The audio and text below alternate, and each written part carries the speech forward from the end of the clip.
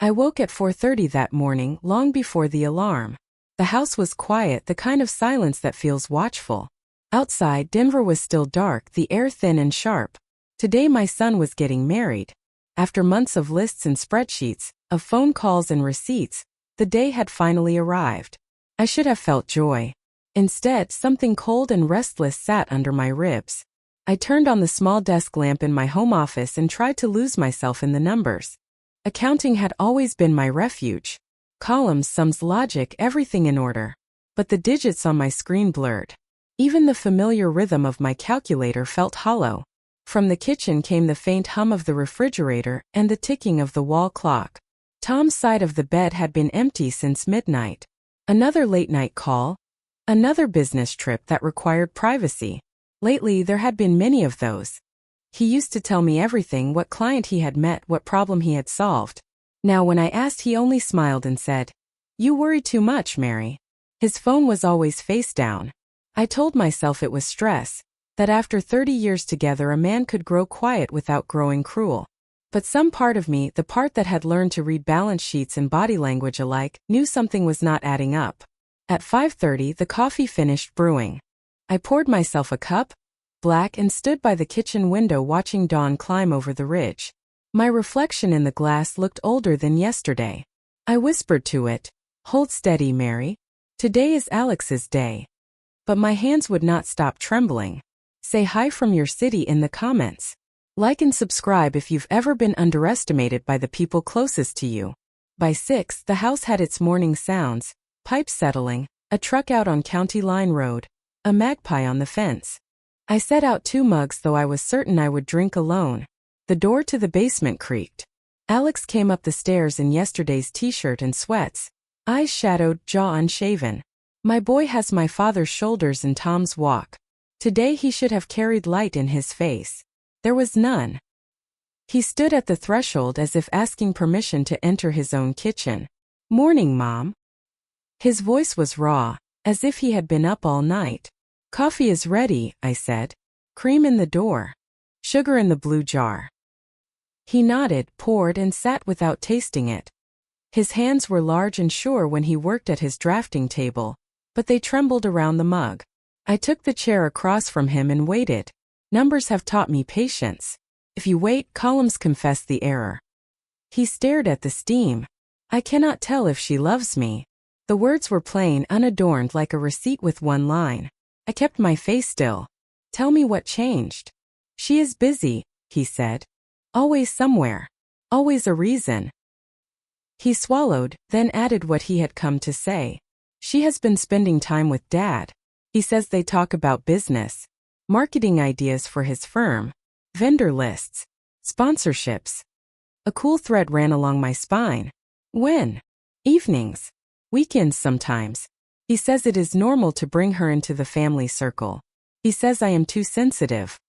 Alex lifted his eyes at last. "I am not crazy, Mom." "No," I said. "You are not." He set the mug down untouched. 3 weeks ago she asked me for my login to the wedding account. She said a florist quote had come in and she needed to compare. I told her I would send screenshots. She wanted full access, said transparency is love. His mouth twisted. I gave it to her. That was my mistake.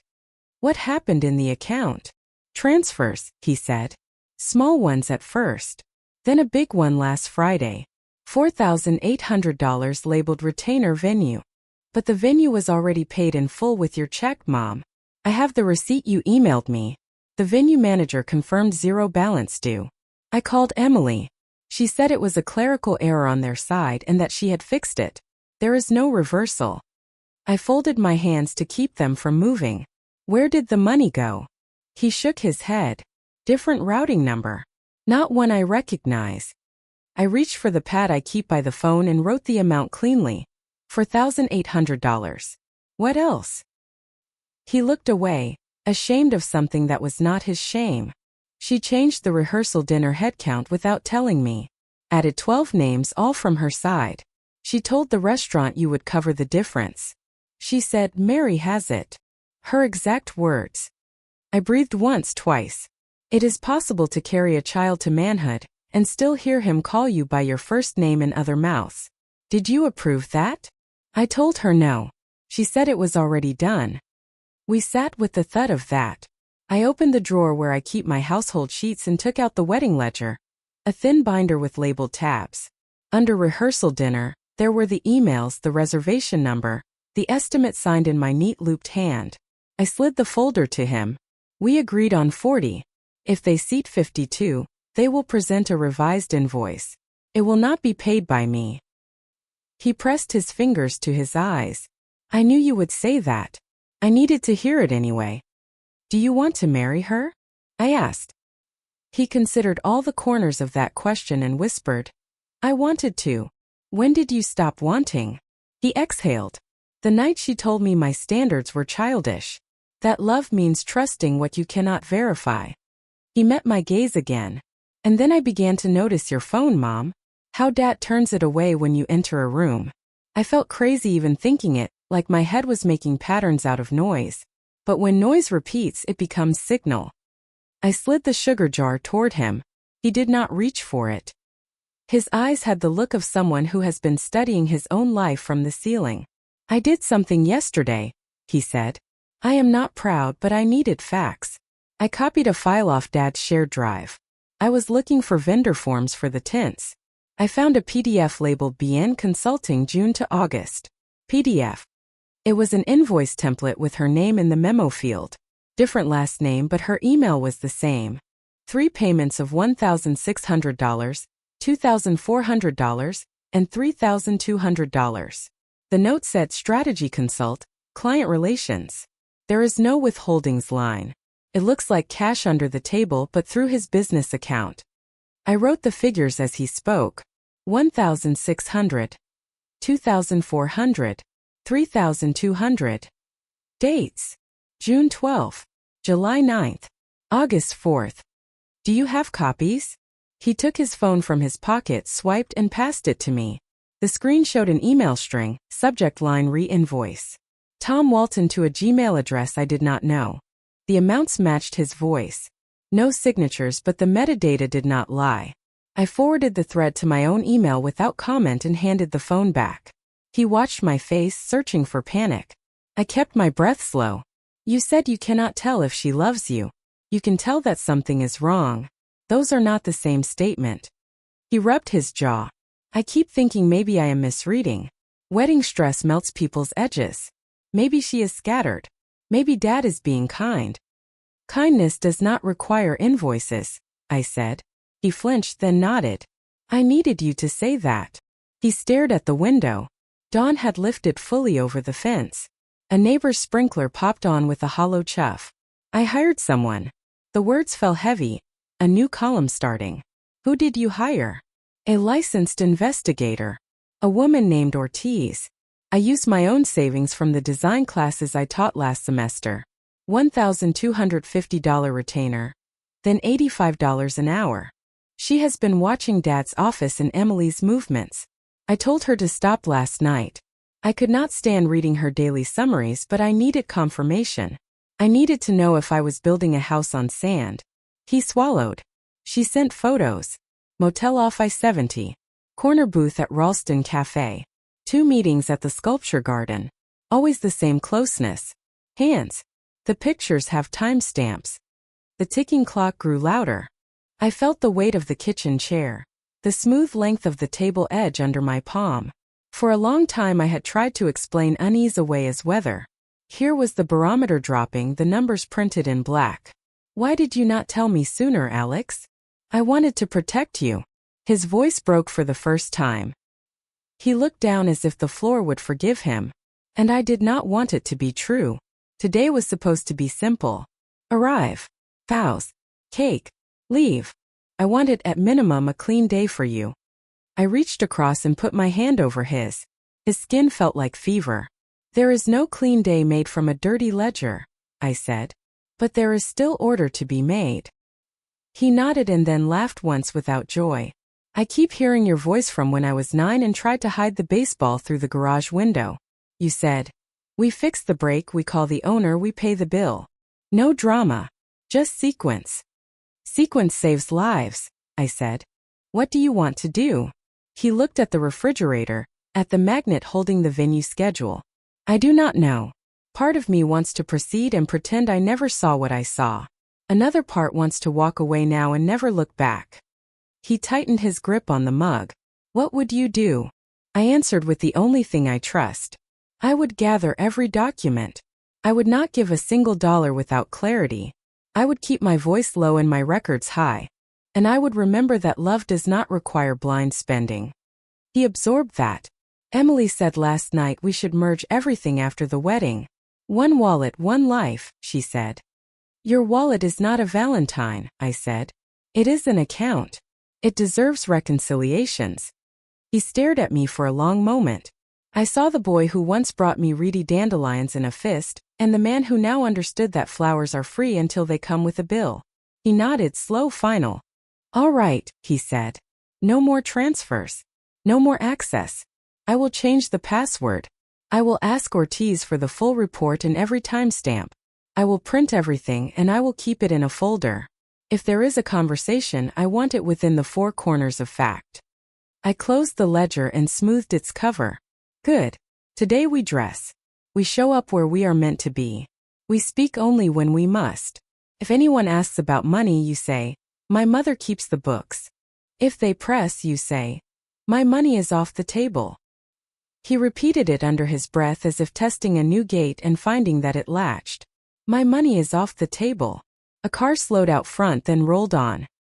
He stood, set the untouched coffee in the sink, and looked older than he had an hour before.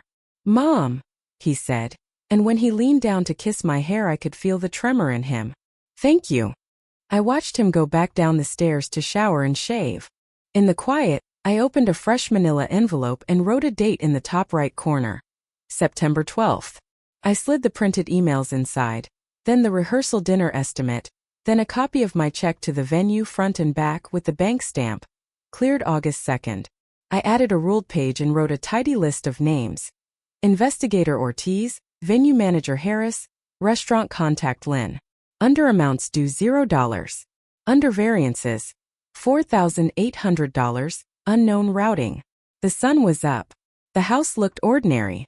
But the column of truth had begun to build, line by stubborn line, and I intended to let it reach the ceiling. By late morning, the air had turned brittle with heat. The wedding bouquets sat in the kitchen sink, wrapped in paper and humidity, waiting for transport. I should have been helping the florist, checking delivery times, reprinting itineraries.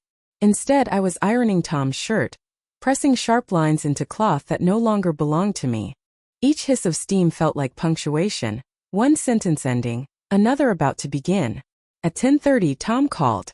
His voice carried that forced cheer he used when concealing something.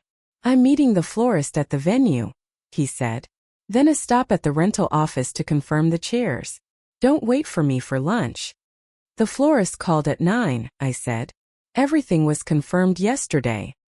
He paused, only half a second, but long enough to reveal the untruth. Oh, well, she wanted to double-check the centerpiece layout. You know how artists are. Yes, I said evenly. They prefer accuracy. He cleared his throat. Right. I'll see you there around 4. Don't stress, Mary. It's a happy day. When he hung up, the air in the kitchen thickened. I folded the shirt, placed it on the back of a chair, and stood at the window. The driveway was empty except for my car. His truck was gone hours ago, long before his call. The refrigerator buzzed behind me. Somewhere in the yard, a lawnmower started. My pulse fell into rhythm with its distant engine. At 11:20, a silver Acura turned into the driveway. It was Emily's car, new lease, pearl finish, vanity plate that read ML24. She parked close to the house as if claiming the space. The wedding wasn't until 3, yet she arrived alone, in jeans and a white blouse instead of a bridal robe. No flowers, no garment bag. Just her and a phone she held like a weapon. She did not ring the bell. She never did. She had learned to treat my house as if it were hers long before it was appropriate. I wiped my palms on a dish towel and waited. From the living room came the faint sound of laughter, low, intimate. I froze mid-step. Tom was supposed to be out. I moved quietly toward the doorway, each footfall measured, the way one approaches a ledge. Through the narrow glass panel beside the living room door, I saw them. He was standing close, too close, for a man whose son was to marry that woman in 3 hours. His hand rested lightly at her waist, thumb tracing the seam of her jeans. She leaned toward him, head tipped back, smiling in a way I had not seen in years. The sound that came from my throat was silent but sharp. For a moment I forgot how to breathe. Every suspicion, every sleepless night, every blurred number on the ledger coalesced into this single visible proof. No words could disguise it. The posture, the eyes, the quiet familiarity. They told the truth more efficiently than any spreadsheet ever could. I stepped back from the door before they could see me. My knees touched the wall. I pressed both hands to my chest, feeling the steady mechanical beat that refused to break even now. The clock on the mantel ticked toward noon. They were still in there, voices lower now, indistinct. I heard movement, the shuffle of fabric, a nervous laugh. Then quiet. I went to my desk in the den and opened my notebook, the one where I record household expenses and personal notes. On a clean page I wrote, 11:24 a.m. Emily arrived. Tom already present. Physical contact observed. Below it I drew a small box and checked it. Corroborated suspicion. 4 years I had documented our finances to the cent. Deposits, withdrawals, insurance adjustments. Now I would document betrayal with the same precision. At 11:50, the door to the living room opened. I stepped into the hallway, pretending to come from the laundry room. Emily appeared first, brushing her hair behind her ear. Tom followed, his shirt slightly rumpled at the collar. He stopped when he saw me. "Mary," he said too quickly. "I thought you were at the venue." "Not yet," I replied. "I was finishing a few things here." Emily smiled, a brittle stretch of lips. "Hi, Mary. I just stopped by to check on some details about the seating plan. We wanted to make sure your table was near the head." "I trust you have it arranged," I said. My tone was even, but my words carried weight. "You always handle details well." Tom's eyes flickered toward mine, uncertain whether I meant gratitude or accusation. I did not clarify. Emily reached for her bag, her movements nervous now. "I should go," she murmured. "Lots to finish before the ceremony." "I imagine so." She brushed past me, the scent of her perfume leaving a cold trail behind her. Through the window I watched her get into the car, start the engine and drive off. Tom lingered by the table, pretending to adjust his cufflinks. "She just wanted to." "I heard enough," I said. "You should finish dressing." He looked as if he might argue, then thought better of it. "Fine," he muttered. "I'll see you at the church." When the door closed behind him, I exhaled slowly, steadying myself with the edge of the counter. My reflection in the glass of the microwave showed a woman I barely recognized. Back straight, eyes clear, mouth set. I returned to my desk and opened the envelope from that morning. Into it I placed a new sheet, dated and timed, describing what I had seen in plain language. No adjectives, only facts. Observed physical intimacy between Tom Walton and Emily Carter. Witness self. Time, 11:24 to 11:50 a.m. Underneath I added one final line, son unaware. Evidence withheld until confirmation. As I slid the paper into the envelope, I heard the faint creak of the hallway floorboard. Someone was standing at the edge of the stairs. I turned. Alex. He looked pale, older than he had when we spoke that morning. His eyes moved from me to the door through which Tom had just left. "I already know, Mom," he whispered. The words reached me like a draft from an open window. He stepped closer, his voice flat. "You do not have to protect me. I saw them last week." He held up his phone, and the light from the screen caught his face. "I hired someone. She sent photos. I wanted to delete them, but I couldn't. You should see them." He passed the phone to me, and I scrolled through the images. Tom and Emily outside a motel, his arm around her shoulders, her face turned toward him with the same soft expression I had just witnessed through the glass. Each photo carried a date, a timestamp, the cold precision of truth. I handed the phone back. "You have kept this to yourself." "I needed to be sure," he said. I thought maybe she would stop. Maybe he would come to his senses. But it just kept going. "Since when?" The first message was in May. His voice shook. "For months, Mom. For months of pretending everything was fine. He took a breath that sounded like something breaking. The investigator found more. You need to sit down for this. I did not move. Say it. Dad took money from your joint account. 50,000, maybe more. Forged your signature on 2 withdrawals. He's been sending payments to someone named Sarah Miller. I gripped the back of the chair. Sarah Miller, I repeated. The name tasted faintly of memory. An old story, a rumor from years ago. Alex nodded. She has a daughter, 16. DNA test came back last week. Dad is her father. The room tilted, not from surprise but from confirmation. Every whisper, every distance, every night he turned away. All of it condensed into one truth. I had been financing a life that did not exist, while my own was being erased. I sank into the chair, the notebook open before me. My handwriting stared back, tidy, calm, precise. I reached for my pen and wrote the final line beneath the morning's entries. Betrayal confirmed. Evidence to be compiled. Alex sat across from me, his elbows on his knees, his eyes fixed on the floor as if the pattern of the tiles could undo what he had just said. The air felt heavy, almost metallic.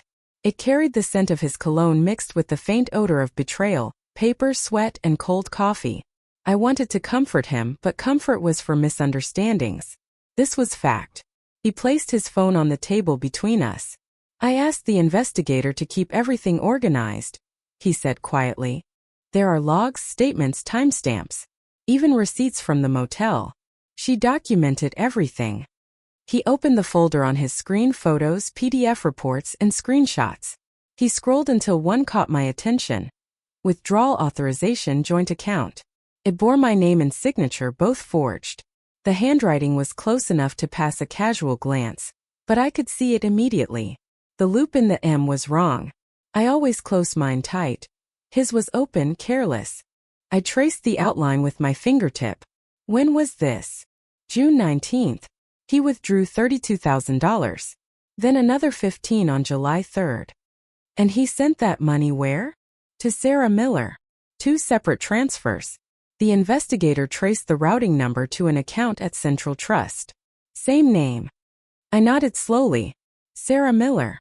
The name returned with a faint image. 15 years ago, Tom had hired a young woman at his office, a marketing assistant who disappeared suddenly after 6 months. I had asked then if she had found better work. He said she had moved away to care for a sick relative. I remembered the day she came to the office barbecue, slender, nervous, avoiding my eyes. Alex kept speaking, his voice measured but trembling around the edges. The investigator found a birth certificate. Katie Miller. 16 years old. Father unknown. She ran a DNA test. It matched. He looked at me then, his jaw tight, his eyes wet but steady. He's her father, Mom. There's no question. The quiet stretched. I reached for my ledger and wrote the numbers without comment. June 19, $32,000 withdrawal. July 3, $15,000 withdrawal. Total, $47,000. Beneficiary, Sarah Miller. Relation, undisclosed. Then another line. Minor child, Katie Miller, age 16. Paternity confirmed. Alex watched me as if waiting for me to collapse. I did not. I have spent decades balancing budgets for families who thought money could hide the truth. The pattern was always the same. Loss disguised as generosity. Theft disguised as love. He rubbed his face with both hands. There's more. Go on. Emily is connected to Sarah Miller. Their family. The words landed softly but carved deep. I looked up sharply. How? Her mother and Sarah are sisters. Emily's maiden name is Carter, but her mother's name before marriage was Miller. Same family, same small town in Nebraska. Ortiz confirmed it this morning. Emily has been meeting Sarah privately for months. There are photos, coffee shops, parks, even at the same bank where the transfers went through. For a moment, all I could hear was the steady hum of the refrigerator. The house felt too small to contain so much deceit. Alex went on, almost whispering. Emily knew who Dad was before I ever introduced her. That's what Ortiz thinks. She must have. They were already in touch. Maybe she didn't plan it this way at first, but she knew. He passed the phone to me again, scrolling to a set of photos. the investigator's work. Emily and Sarah sitting together at a cafe, both smiling. Emily's hand over Sarah's. A caption scribbled at the bottom of the report. Subject appears familiar and affectionate. Possible family tie confirmed through background search. I turned the phone off and slid it back to him. So your fiancée is the niece of your father's mistress, and your father has a daughter 16 years old. He nodded. Yes. And you learned this yesterday. Yesterday evening. Ortiz sent the final report at 10. I didn't sleep. I folded my hands in my lap. The details aligned with brutal symmetry. Tom had been feeding money to one woman, building a hidden family while grooming another. His son's fiancée into our circle. Whether by design or coincidence, the circle was now closing. Alex spoke again, voice shaking. I wanted to tell you earlier, but I couldn't find the right way. I thought maybe if I confronted him first. No, I interrupted gently. There will be no confrontation yet. We need order, not noise. He blinked confused. Mom, we can't just. Yes, we can. We gather evidence. We keep it clean. Emotion clouds arithmetic. If we shout, we lose the facts. He exhaled hard, then nodded. What will you do? I will document everything. Receipts, transfers, emails. I will create a separate binder for this, personal, not financial. I looked at him steadily. And we will not warn him. Let him believe the story still holds. He rubbed his palms together. You're calm. Too calm. I have been a bookkeeper my entire life. When numbers do not add up, calm is the only useful emotion. He leaned back in his chair, looking older than his 28 years.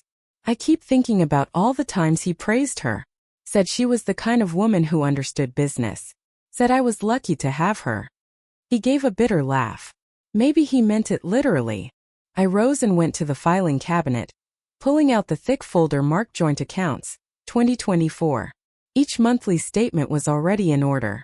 I flipped to June, then July, and marked the irregular withdrawals with red tabs. These, I said, will go to my lawyer first thing Monday. We will file for a freeze on all joint funds. Until then, not a word. Alex stared at me. You're serious? I am done financing deception. He looked away, his throat working. I thought I was protecting you, Mom. You did protect me. You gave me proof. That is more than protection, it is clarity. He nodded, the relief in his eyes tempered by shame. I can't believe Emily. All this time I thought she wanted a future with me. She wanted access, I said. Your father taught her what doors money can open. He wiped his face with the back of his hand. What do we do about the wedding? Everyone's coming in a few hours. We proceed quietly, I said. Appearances by time. Let him give his toast. Let her smile for photographs. But we hold the truth until the right moment. He hesitated. The right moment for what? For exposure, I said simply. Not drama, documentation. Facts presented clearly, where they cannot be denied. He drew a long breath. You're planning something. I am preparing something, I corrected. There is a difference. He nodded again, eyes down. I'll go get ready. When he left the room, I sat alone with the ledger open before me. I added a new section header. Irregular activities, personal. Beneath it, I listed each discovery in plain order. 06/1932 $1,000 withdrawal, unauthorized. 07/03 $15,000 withdrawal, unauthorized. Beneficiary. Sarah Miller, relationship hidden. Minor child Katie Miller, age 16, paternity confirmed. Emily Carter, relation to Sarah Miller, niece. Behavioral evidence. Multiple observed contacts. At the bottom, I wrote the refrain that had been growing inside me since dawn. Effective immediately. My money is off the table. Then I set down my pen and looked out the window. The garden was still, the hydrangeas heavy with bloom. I thought of the years of work behind those flowers, the watering, the pruning, the care. Growth, I had learned, always looks peaceful from a distance. Up close, it is full of breaking. Behind me, the grandfather clock struck 12. Time marked itself, impartial as ever. And for the first time in decades, I felt no urge to fix what was broken. I would let the truth do that for me. By early afternoon, I was sitting at my desk again, surrounded by evidence. The house smelled faintly of lilies from the floral delivery that had arrived hours before, bouquets meant for a wedding that now felt more like a funeral. The printer hummed steadily, spitting out every document I had forwarded to myself. Statements, emails, bank logs, and the investigator's full report. I had switched off my phone to silence the stream of cheerful messages. Can't wait to see you. Beautiful day for a wedding. You must be so proud, Mary. Proud. That word had become a wound. At 2:15, I finally allowed myself to open the investigator's printed summary. 7 pages, neat and numbered.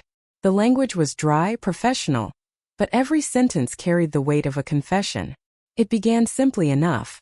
Tom and Emily had been meeting for months.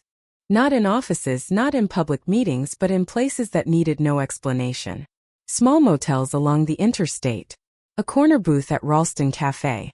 The sculpture garden near City Park, where the benches were half hidden by trees. Every location came with dates, times, and photographs. In the images there was no doubt. His hand on her back, her face tilted toward his, laughter that only lovers share. Then came the part that drained the blood from my hands. The financial review. Nearly $47,000 had left our joint account. 2 transfers, each made with a forged signature. The money went to a woman named Sarah Miller. I knew that name. Years ago, Tom had hired a young assistant by that very name. She had left the firm suddenly, without notice, around the same time he began sleeping in the guest room, because of his back. I had forgotten her until that moment. The report said Sarah Miller now lived in Lakewood with a 16-year-old daughter named Katie. There was a DNA test attached, clinical and cold. The result left no room for interpretation. Thomas Walton, 99. 9% probability of paternity. My husband had a child. A daughter. Born while I was home balancing his books and paying his bills. I thought that was the end of it, but the investigator's next discovery cut even deeper. Public records linked Sarah Miller to Emily Carter, my son's fiancée. Sarah was Emily's aunt. They shared the same hometown, the same maiden name before marriage. It was all there in plain type. I read the paragraph twice. My eyes blurred, but the meaning stayed sharp. The woman my son was about to marry was the niece of my husband's former mistress, and the aunt's child, Katie, was Tom's daughter. The same man who had betrayed me 15 years ago had, through silence and deceit, placed our family in a circle of his own making. I closed the folder carefully, aligning the corners as if neatness could contain the chaos. Could not. At 3 o'clock, Alex came back upstairs, dressed for a wedding that would never happen. His tie hung loose, his face pale. "Are you ready?" he asked quietly. "I am," I said. He looked at the papers spread across my desk. "That's everything?" "Yes," I said. "Enough to end it legally and permanently." He swallowed hard. "What do we tell people?" "Nothing yet," I said. "Today we observe. Tomorrow we act." He hesitated. "Mom, I don't think I can stand next to her." "You will," I said gently. "You will stand beside her long enough to let them show themselves. We need witnesses, Alex. Without witnesses, it is only accusation. We will not give them that power." He nodded slowly, understanding. "You already have a plan." "I have a principle," I said. "Truth without evidence is gossip. Evidence without timing is chaos." At 3:30, Tom's car pulled into the driveway. The sound of his tires on the gravel was a memory from better years. The signal of a man coming home from work, whistling, bringing coffee for both of us. Now it sounded like intrusion. He walked in wearing his navy suit and his favorite tie, the one I bought him 10 Christmases ago. He smiled when he saw me.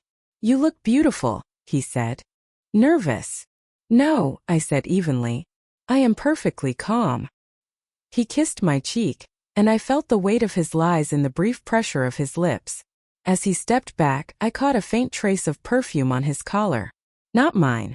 The same one I had smelled earlier in the living room. "Where's Alex?" he asked. "Getting ready," I said. He checked his watch. "Good. I'll drive him to the venue. I want a word with the officiant before the ceremony." "I'll meet you there," I said. He smiled again, that easy practice smile that had once convinced me of anything. Then he left. I stood for a long moment in the empty hallway, listening to the sound of his car fade. Then I went to the bedroom and opened the top drawer of the dresser, the one he thought I never used. Inside, under old bank receipts, I found what I expected. A secondary checkbook, embossed with his firm's logo, and beneath it, a flash drive labeled Accounts 2023. He had always been careless about hiding his tracks, trusting my disinterest in his business to keep him safe. But I am an accountant by trade. Curiosity is my profession. I plugged the drive into my laptop. Dozens of folders appeared. Client invoices, payroll documents, investment statements. I sorted them by date. Buried near the bottom was a folder labeled Personal Archive. Inside were scans of old letters, a scanned passport, and a photograph of a young woman holding a child with Tom's eyes. Katie. The photo was dated 2016.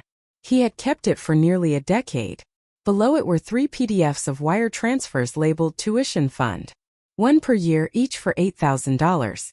All from our joint account. He had been paying for his hidden daughter's schooling since kindergarten, while claiming he could not afford to replace our washing machine. I printed them and added them to the envelope. Then I saw something that made me stop breathing. A 4th transfer, dated August 22, 2025, just 3 weeks ago. Not to Sarah Miller. To Emily Carter. The memo line read simply, Business Partnership Seed. Amount, $15,000. Partnership. I sat back slowly, the paper trembling in my hand. The same week Tom had insisted he was helping her find a florist, he had transferred $15,000 to her personal account. I checked the routing numbers. They matched the ones used for Sarah Miller years earlier. He had used the same path, the same deception recycled. A sound escaped me, half laugh, half gasp. Even his betrayal was unoriginal. I placed the printout on top of the pile and sealed the envelope. I labeled it in block letters, Evidence, Private. Then I called my attorney, Robert Hale, a man I had trusted for 20 years. He answered on the second ring. Mary, he said, I thought you'd be at the wedding. I am changing the schedule, I said. My voice did not shake. I need a temporary hold placed on all joint accounts under the name Walton. Transfers, withdrawals, cashier's checks. Everything. Effective immediately. There was silence. Then, should I ask why? You will see soon enough, I said. I will bring documentation Monday. For now, file it under preventative action. He hesitated. Mary, you know a freeze will alert him. Yes, I said. That is the point. When I hung up, the house felt cleaner somehow, as if the act of calling him had shifted the air. At 4:15, Alex texted me from the church parking lot. They're all here. Dad looks nervous. Emily's mother keeps whispering to him. Should I come get you? No, I replied. I'll be there in 10 minutes. Keep your distance. Observe, don't engage. On my way out, I paused by the kitchen table and looked at the folder one last time. Every sheet of paper was truth rendered visible. Withdrawals, DNA proof, invoices, photos, even the child's birth certificate. Years of deceit distilled into ink and paper. I placed it carefully into my purse. Outside, the late afternoon sun threw long shadows across the driveway. My garden glowed with quiet defiance. Each hydrangea, each row of lavender, rooted in the soil I alone had tended. The drive to the venue was quiet and bright. September sunlight spilled across the mountains, gold and merciless. I kept both hands on the wheel, steady at 10 and 2, as if posture alone could hold back the tremor in my chest. The wedding was set at Willow Lake Hall, a stone building wrapped in ivy, surrounded by manicured lawns and water that caught the afternoon light like glass. I had chosen it myself months earlier, after comparing 32 invoices and negotiating a discount. Now every dollar of that effort lay heavy on my conscience. When I arrived, the parking lot was already full. Guests milled outside, fanning themselves with folded programs. Emily's family clustered near the entrance, all bright smiles and expensive fabrics. I spotted her mother, Sarah's sister, her earrings flashing as she laughed with Tom. He saw me and lifted his hand in an easy wave, as if everything in our world were still intact. Mary, he called out. You made it. I nodded politely. Of course. I never miss an appointment. He did not hear the weight behind those words. He reached for my elbow, a gesture meant to look gallant, but I stepped aside before he could touch me. Inside, the air was thick with flowers, roses, hydrangeas, peonies. The scent made me dizzy. Every table had been set exactly as I had planned. Cream linen, gold flatware, crystal vases. Perfection achieved at a cost I now considered tuition for a lesson too late learned. The rehearsal dinner would begin at 6, though the families had gathered early for photographs. Emily glided toward me in a simple ivory dress, her hair pinned with pearls. She looked radiant and young, but when our eyes met, her smile faltered for a fraction of a second. Guilt leaves its own shadow. "Mary," she said warmly, "you look wonderful." "Thank you," I answered. I thought simplicity was best for a family occasion. Tom joined us, his hand resting too naturally on her back. "We're almost ready for the photographer. Alex should be here any minute." "I know," I said. "He texted." Emily hesitated. "Is he all right?" "He sounded distant this morning." I met her gaze. "He is clear-headed. That is all that matters." Before she could respond, the photographer called her name, and she turned away, relief flashing across her face. Tom followed, his arm around her waist, both of them smiling on command for the camera. I watched them pose in front of the floral arch I had paid for.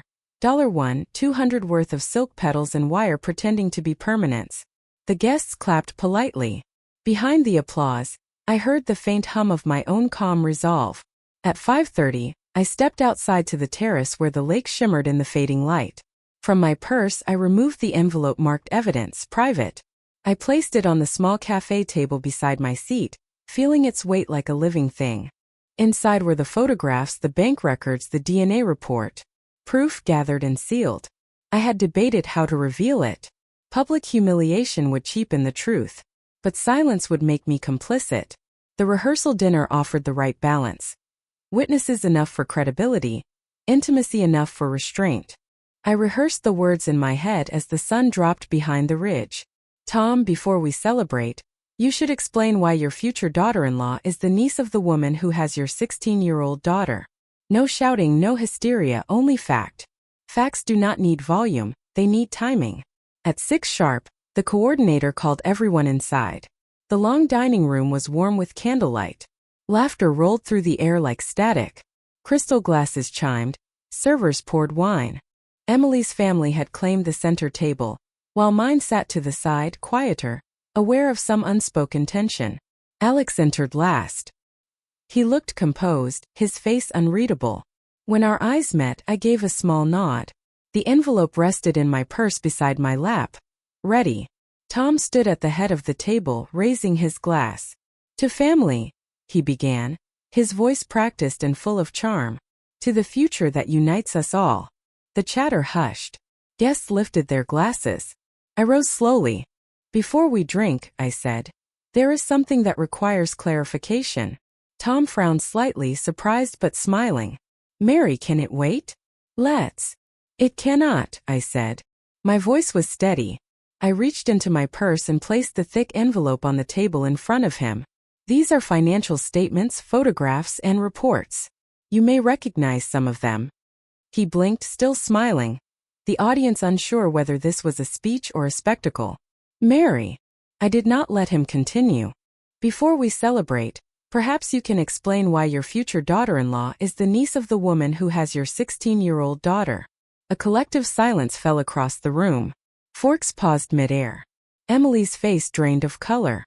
"What?" she whispered. Her mother gasped, hands rising to her mouth. Tom's complexion turned gray. He opened his mouth but no words came. I slid the envelope closer to him. "Everything is documented, bank transfers, DNA tests, photographs. If you wish, I can pass it around." He reached for the envelope but froze when Alex stepped forward, his expression calm, almost kind. "You don't need to open it, Dad. I already have copies." The air seemed to vanish from the room. Emily took a step back, shaking her head. "You knew," she said to Alex, her voice breaking. "You knew and you still came here?" "Yes," he said. "I wanted the truth to arrive with witnesses." Tears welled in her eyes. "You don't understand. Your father told me." "Enough," I said quietly. "The explanations can wait. The facts are already complete." She turned and fled from the room, her heels clicking against the tile. Tom reached after her, but I caught his arm. "Do not," I said. My tone left no room for argument. "You have already done enough running." The guests sat frozen, some pretending to study their napkins, others openly staring. Finally, Tom sank into his chair, his hands covering his face. The weight of exposure had landed exactly where it belonged. I did not stay to watch the rest. As I stepped outside into the cooling evening, the lake shimmered dark and quiet. The air smelled of rain. I heard muffled voices behind me. Confusion, disbelief, the slow collapse of a family fantasy. But I kept walking toward my car. Each step measured, grounded.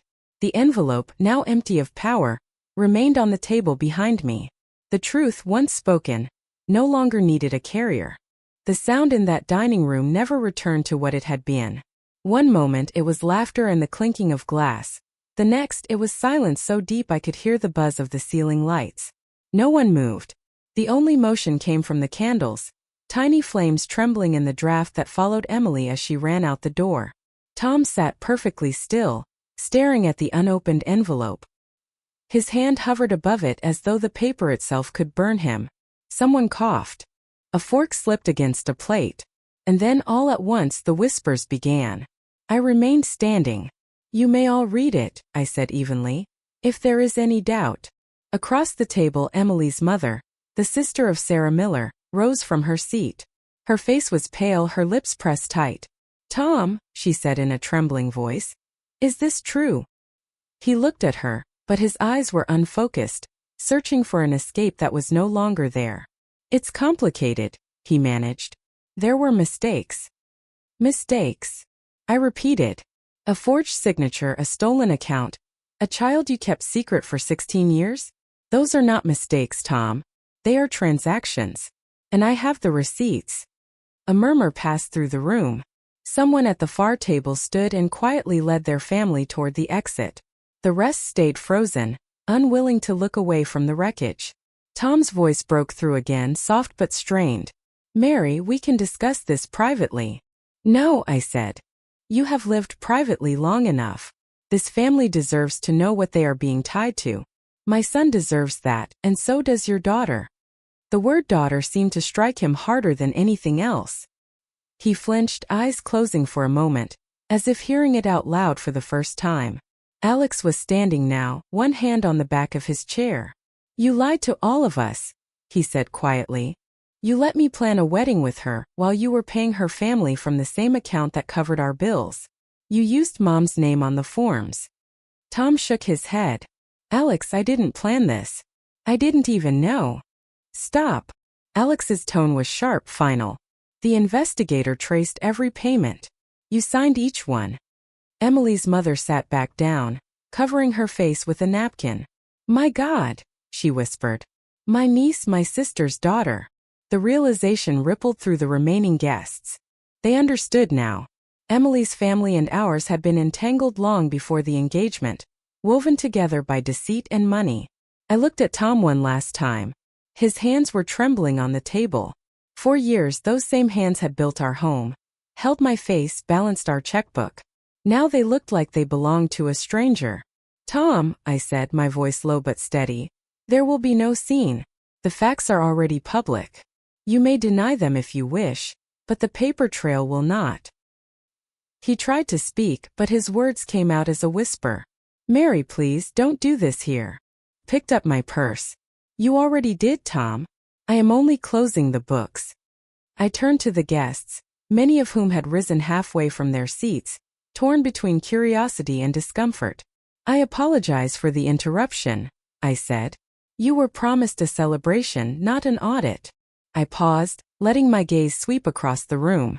But when numbers don't add up, someone must account for them. Tonight, that person is not me. Then I walked out. The corridor outside was quiet except for the echo of my own footsteps. Through the tall windows I could see the lake darkening under the clouds. My reflection passed across the glass. An older woman, composed, her shoulders straight. At the far end of the hallway, I saw Emily standing alone near the exit, her back to me. Her veil was still pinned in place though the ceremony had never begun. She was shaking, clutching her phone. When she heard my steps, she turned. Her eyes were red, her voice small. "You knew," she said. "You knew before today." "Yes," I replied. "Then why come?" "Because the truth needs witnesses," I said. "If I had told you privately, you would have called it jealousy. This way there is no doubt." She pressed a trembling hand to her mouth. "I didn't know about the child. I swear I didn't. I thought he was just helping my aunt. I didn't know." Her voice cracked. "I didn't know it was real." I studied her face, the pale shock, the tears cutting through her foundation. She was too young to understand that money stains slowly, that once it touches you, it is almost impossible to wash off. "I believe you," I said finally. "But belief does not undo harm." She nodded, whispering, "I loved Alex." "Then do not come back," I said quietly. "Let him start clean." She wiped her face and turned away, slipping out through the side door into the evening air. The sound of rain followed her out. When I stepped outside, the sky had darkened. The first drops of rain landed on my coat, soft and cold. Behind me, through the tall windows, I could still see Tom at the table, motionless, the envelope beside him like a verdict. Alex came out a few minutes later. He said nothing, just stood beside me, the rain gathering on his shoulders. "It's done," I said. He nodded. "She left." "I know." He hesitated. "Do you regret doing it here?" "No," I said. "If truth arrives quietly, people deny they heard it. Sometimes it must echo." He looked at me then, and for the first time in years I saw the boy I had raised, the one who used to count change with me at the kitchen table, who once believed numbers could solve anything. His voice was calm. "I'm sorry, Mom." "You have nothing to be sorry for," I said. "You saw what others refused to see. That takes courage." We stood there a moment longer, watching the rain spread ripples across the lake. Somewhere behind us, a door opened and closed. I didn't turn to look. When we finally walked to the car, I felt lighter, not happy, not free, but precise, like a ledger balanced at last. As the engine started, Alex reached for my hand. "What happens now?" I looked straight ahead. "Now," I said, "we begin again. With boundaries. With truth. And without debt." He nodded, and for the first time that day he smiled, small, exhausted but real. The rain thickened, washing the last traces of sunlight from the windshield. I turned on the wipers and drove us home. The wedding never took place. By the next morning, the florist had cleared out the hall, the caterer had packed the untouched food, and the band had already updated their calendar to available. The only sign that a ceremony had been planned were the footprints in the grass leading down to the water and a forgotten bouquet, half crushed by the rain. Tom did not come home that night. His suitcase was gone by morning. A brief text arrived at 6:42 a.m. "Staying at the office. Need time to think." I did not reply. There was nothing left to calculate.